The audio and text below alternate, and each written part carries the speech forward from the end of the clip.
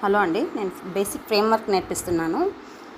Chain stitch cotton thread use చేసి ఫ్రేమ్లో thread ready చేసుకొని, క్లాత్ రెడీ చేసుకొని థ్రెడ్ తీసుకొని నీడిల్లో స్టార్ట్ అవ్వాలండి. రైట్ సైడ్ లాక్ చేసుకుంటూ వెళ్ళాలి.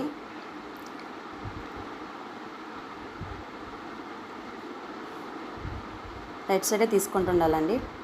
లెఫ్ట్ సైడ్ హోల్డ్ చేసుకొని థంబ్ ఫింగర్లో రైట్ సైడ్ నుంచి లాక్ చేసుకుంటూ వెళ్ళాలి.